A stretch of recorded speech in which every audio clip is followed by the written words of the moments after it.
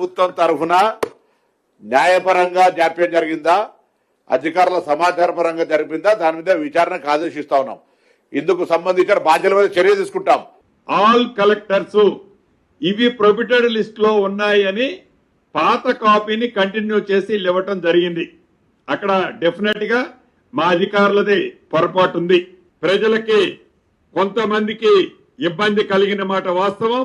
దానికి నేను నిజంగా చాలా వారందరికీ కూడా నా పక్షాన సారీ చెప్తున్నాను. ప్రభుత్వంలో ఏం తప్పులు జరిగినా వాటికి అధికారులను బాధ్యులుగా నిలబెట్టి మంత్రులు తప్పించుకునే తీరును మాజీ మంత్రి బీఆర్ఎస్ నేత హరీష్ రావు తప్పుపట్టారు. సర్కార్ నడుపుతున్నావా లేక సర్కస్ నడుపుతున్నావా రేవంత్ రెడ్డి అంటూ సీరియస్ అయ్యారు. మీ తప్పులకు ప్రభుత్వ అధికారులు బలి కావాలా, తప్పు మీరు చేస్తే శిక్ష వారు అనుభవించాలా అని నిలదీశారు. కళ్యాణ లక్ష్మి, షాదీ ముబారక్ పథకాలను బంద్ చేయాలనే కుట్ర బయటపడడంతో ఆ తప్పును అధికారులపైకి నెట్టే ప్రయత్నం మంత్రి పొన్నం ప్రభాకర్ చేస్తున్నారని ఆగ్రహం వ్యక్తం చేశారు.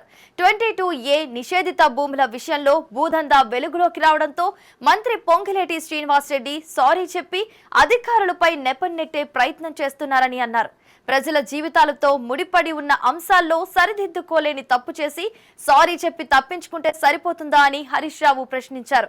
కళ్యాణ లక్ష్మి, షాదీ ముబారక్ పథకాలు ఇక రావేమోనని పేదలు ఆందోళన చెందుతున్నారని చెప్పారు. 22A నిషేధిత భూముల వ్యవహారంతో ఎంతో మంది మానసిక వేదనకు గురయ్యారని అన్నారు. బాధ్యులైన అధికారులపై చర్యలు తీసుకోవడం కాదని, అయితే ముందుగా ప్రభుత్వ నిర్లక్ష్యం, వైఫల్యాలపై చర్యలు తీసుకోవాలని హరీష్ రావు డిమాండ్ చేశారు. ప్రభుత్వ అధికారులపై ప్రభుత్వ పెద్దలు సీరియస్ గా ఉండడం కాదని, తెలంగాణ ప్రజలు ప్రభుత్వంపై సీరియస్ గా ఉన్నారని స్పష్టం చేశారు. కర్ర కాల్చి వాత పెట్టేందుకు తగిన సమయం కోసం జనం ఎదురు చూస్తున్నారని హెచ్చరించారు. ఎన్నిసార్లు సారీ చెప్పినా ప్రజలకు ఒరిగేదేమీ లేదని, కళ్యాణ లక్ష్మి పథకం ఆగకూడదని, నిషేధిత జాబితా నుంచి భూ హక్కుదారుల భూములను తొలగించి వారికి పూర్తి హక్కులు కల్పించాలని హరీష్ రావు డిమాండ్ చేశారు.